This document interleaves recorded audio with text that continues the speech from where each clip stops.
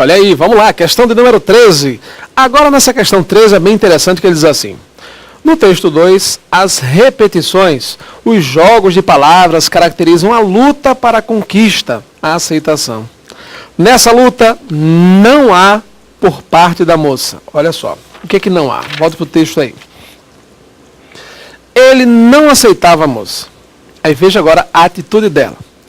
Ela foi, conversou, rodou, artimanhou, manhou, arte e manhã. Arte e manha. Manhã não, manha. Miou, afinal, rendeu. Criança de emoções superficiais, rápidas, espontâneas e passageiras. Ele cedeu, aceitou-a.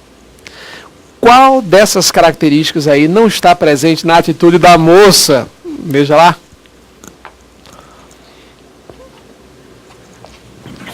Ele quer saber o que é que não há. Simples, vamos lá. A moça não foi persistente? Foi. Ela foi e muito, né? Rodou, veio, bateu, tirou, tarará. Empenho?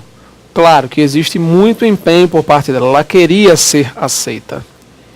Paciência da parte dela? Bom, você poderia até marcar. Pô, ela não foi nada paciente. Ela foi lá, rodou. Bom, isso pode ser um sinal de paciência. Ela queria atingir o objetivo de todo jeito. Ela foi apenas persistente. Né? Mas não há paciência. Ah, sim, até ela só sairia de lá realmente depois que conseguisse o objetivo. Não significa dizer que ela não teve paciência. Não dá para dizer isso. Estratégia, sim. Manhou, arte e manha, o nome do estudo já sugere isso. Relutância, ela não relutou. Né? A relutância é exatamente o receio, aquele medo, não será? Não, acho que não, talvez não, eu estou relutando, eu estou realmente aí quase entregando os pontos. Veja, a moça em momento algum relutou. No próprio texto que diz que ela vai, rodou, fez, conversou e tal, não houve nada de relutância, ela sabia exatamente o que queria. Questão 13, portanto, letra E, ok? Vamos lá. Na questão 14, o parágrafo que apresenta os sentidos originais do termo correspondente ao tema do texto 2 é... Gente, o parágrafo que apresenta os sentidos originais do termo correspondente ao tema do texto. Primeira coisa, qual é o termo que corresponde ao tema do texto 2? Vamos lá. O texto 2, ele diz assim, da arte de aceitar. Qual é a palavra-chave desse título aí que designa exatamente a base do tema? E aí? Aceitar. É isso? Então, beleza. Então, você tem o verbo aceitar aí com a palavra-chave norteadora desse elemento que caracteriza aí a palavra-chave, a palavra base. Ele diz aí, o parágrafo que apresenta os sentidos originais desse termo que corresponde ao tema. Fica fácil, né? Veja que no primeiro parágrafo ele só cria a situação da moça, ele dá uma geral aí, o autor dá uma geral na conduta da moça para convencer. No segundo parágrafo, o autor começa a apresentar a sua reflexão. Aí eu fiquei pensando, o que leva uma pessoa... Pronto, então já começa o início, a abertura da reflexão do autor em relação a essa questão do pensar, do fazer, do agir, etc. Você já tem nesse contexto aí. No terceiro parágrafo, ele começa a, vamos dizer assim, tecer avaliações ou comentários avaliativos sobre o que seria realmente ser aceito. Ser aceito não é receber a concordância, e sim até a discordância dentro de um princípio indefinível e tal e tal. Agora veja no quarto parágrafo agora. Ser aceito é realizar a plenitude dos sentidos do verbo. Veja a pergunta que tem aí. O parágrafo que apresenta os sentidos originais do termo. Quais são os sentidos originais do termo, que é o título, o verbo aceitar? É só nesse parágrafo que ele faz isso. Ele quer os sentidos precisos do termo. Tanto que nesse quarto parágrafo ele diz, ser aceito é realizar a plenitude dos sentidos. Então ele vai trabalhar os sentidos de forma plena, máxima, no limite. Então os sentidos do verbo latino atípio, que deu origem à palavra portuguesa. Veja, depois ele bota atípio, né? Atípio, que deu origem à palavra portuguesa. Atípio quer dizer, veja, quer dizer, tomar para si, receber, acolher, perceber, ouvir, ouvir dizer, saber, compreender, interpretar, sofrer, e por aí vai. Ele ainda diz, tem vários sentidos, tal e qual essa aceitação misteriosa e empática que alguns nos concedem. Então note que neste parágrafo, o quarto, é o único em que o autor realmente traz vários sentidos para o verbo aceitar, e não só dos vários sentidos, ele cita a fonte do verbo latino, e depois diz o sentido preciso. São vários os sentidos, então ele diz um por um. Veja a questão aí, acompanhe. Olha só. O parágrafo apresenta os sentidos originais. Claro que a resposta certa é o quarto, né? Você tem aqui o segundo parágrafo, que começa a apresentar os momentos em que o autor se entrega a uma suposta reflexão. Esse é o momento aí do 2. O terceiro parágrafo, você tem aí, né, uma primeira tentativa do que ele chamou de princípio indefinível e fluídico do acolhimento, né, a análise do fato de concordar e do discordar em relação à aceitação. No quarto, é que ele realmente apresenta vários sentidos originais para o termo, né? Então, o termo que corresponde ao tema, esse elemento aí, apresenta vários sentidos, aqueles que a gente leu, por exemplo, né? Tomar para si, receber, acolher, perceber, ouvir, dizer, saber, compreender, tudo mais. Então, ele apresenta realmente vários sentidos para esse termo aqui. No quarto parágrafo, ele faz isso. No quinto parágrafo, ele retoma um pouco a questão do perceber antes de se entender, para a partir daí ter uma compreensão prévia e tal. E no sexto parágrafo, ele fala exatamente aí essa questão dos mecanismos sutis que derivam da razão, né? Quando ele fala aí, mecanismos sutis, a compreensão milagrosa, a compreensão pela fraqueza, os cuidados com as cicatrizes e tudo mais. Resposta certa. Portanto, letra C, de fato, aí como causa e como resumo aí dos sentidos apresentados. Vamos lá. Questão 15, olha só, gente. O emprego dos sinais de 2 pontos, no segundo parágrafo, justifica-se por anteceder um ou uma o quê? Bom, quando você vai relembrar o emprego dos sinais de 2 pontos, é simples, né? Os 2 pontos sempre indicarão que você irá anunciar alguma coisa. Você sempre anuncia algo. Então, quando você vai anunciar, definir, citar, você vai colocar realmente um dos 2 pontos aí tranquilinho. Eu posso indicar a citação textual colhida a outrem. Fala dos outros, fala de outras pessoas. Como dizia fulano de tal, 2 pontos, abre aspas. Aí entra lá a citação, a fala dele. Os 2 pontos indicam que você irá anunciar isso. Eu posso ter 2 pontos também, por exemplo, para indicar enumeração. Comprou muitas coisas, 2 pontos. Roupas, sapatos, toalhas, brinquedos, isso e aquilo. Então os 2 pontos indicam que eu irei enumerar essas coisas. Lembrando que as enumerações sempre aparecem com letra minúscula. Após 2 pontos, letra minúscula é praxe.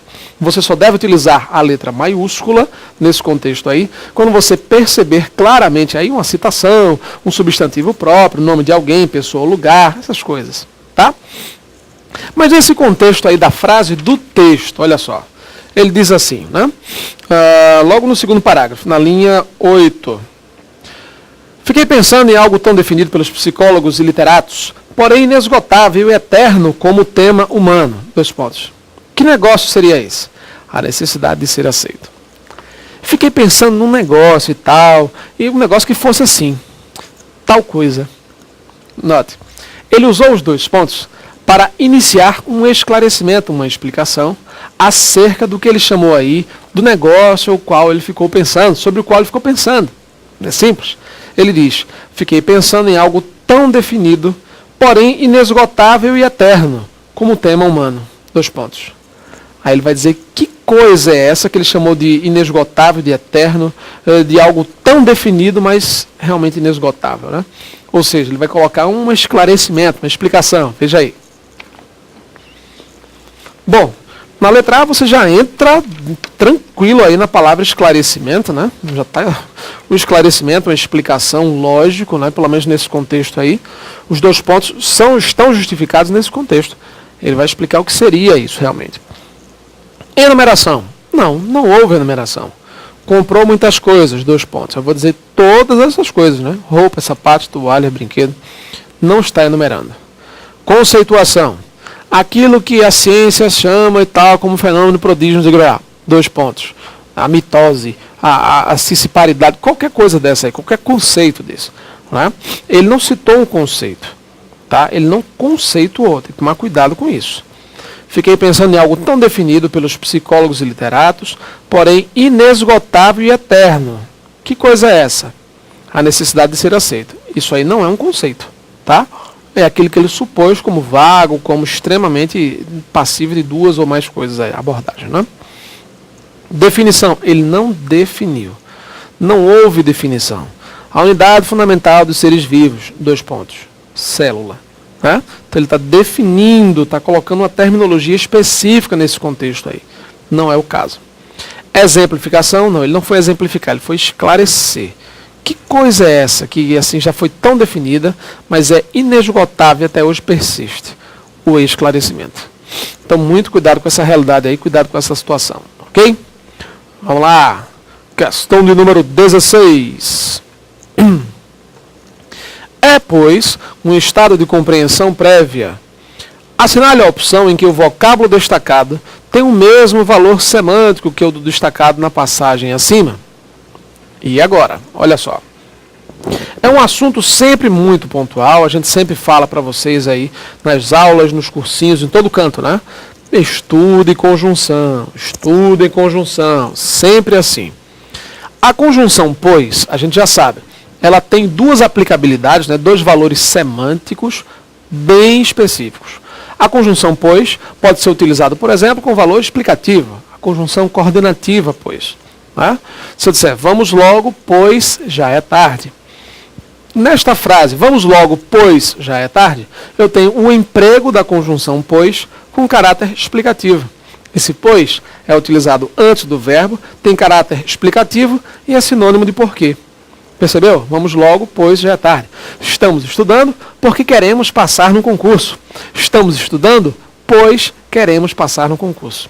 Veja que o pois aí, ele é colocado antes do verbo e, claro, ele tem caráter explicativo. Agora, no segundo momento, na segunda modalidade, eu posso usar o mesmo pois, claro, com caráter conclusivo agora. O relógio é de ouro, ponto e vírgula. Não enferruja, pois. Não enferruja, vírgula, pois. Então veja, o relógio é de ouro, portanto, não enferruja. Logo, não enferruja. Note que agora eu tenho a conjunção pois usada como conjunção conclusiva e não mais como conjunção explicativa. Então tem que tomar muito cuidado com isso aí, tá certo? A diferença da conjunção explicativa, conclusiva, se ligue nesse negócio. Bem, claro, uma coisa bem simples. Não adianta se ligar só nesse negócio de antes do verbo, depois do verbo, isso pode dar banana nesse negócio aí. A questão é simples.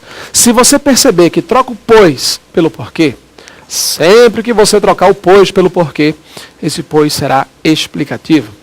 Se você tentar trocar pelo porquê e ficar horroroso, se na frase ficar triste, cruel, crucento, doloroso, aí você já sabe que é conclusivo, não é explicativo. Então o que ele quer aí? Ó? É, pois, um estado de compreensão prévia. É porque um estado de compreensão prévia? O que você acha? Horroroso, né? Esse pois aí não pode ser trocado por porquê. Se você não consegue trocar esse pois pelo porquê, ele tem um caráter de conclusão e não de explicação. Então tem que tomar muito cuidado com isso. Quando você começa a estudar as conjunções coordenativas e subordinativas, isso é imprescindível. A Cesgran Rio trabalha muito com essas coisas. Valor semântico de conjunção, valor sintático semântico. Marcelo, o que é valor semântico? É o sentido que a conjunção adquire em uso. Percebeu? É o valor semântico, é o sentido, é o significado que ela tem. A conjunção embora é subordinativa, pode indicar concessão. A conjunção mas, porém, entretanto, todavia, contudo, no entanto, não obstante, essas conjunções possuem um valor de oposição, de contraste, indicam, claro, a mudança na direção argumentativa. Então você tem que tomar muito cuidado com isso. Estude as conjunções, olha só. Das conjunções coordenativas, priorize as adversativas, aditivas e, em terceiro lugar, empatadas, as conclusivas e as explicativas. Vou repetir. Adversativas, aditivas e empatados, conclusivas e explicativas. Estude bem, são as campeões, sobretudo as adversativas. Nas conjunções subordinativas, claro, né? Priorize, você sabe que são 9 casos, fora a integrante. Você tem 9 casos pontuais de circunstâncias adverbiais. As prioritárias, preferência nas bancas, prioridade. Concessivas, mas assim, campeãs de prova. os concessivos. Embora, ainda que, mesmo que, estudem. 2, você tem aí as causais. As conjunções causais, né? Uma vez que, porque, sempre, já que, se ligue nisso. Em terceiro lugar, as temporais, tem que saber. E em quarto lugar, empatadas, as proporcionais e as condicionais. Essas 4 aí. Né? Você tem concessivas, causais, temporais. E em quarto lugar, empatadas, proporcionais e temporais. Não, proporcionais e condicionais. Certo? Em quinto lugar, empatados aí. Essas conjunções têm que ser muito bem estudadas para você detonar nas questões que a gente vai fazer na próxima aula. Ok? É só esperar. Até lá.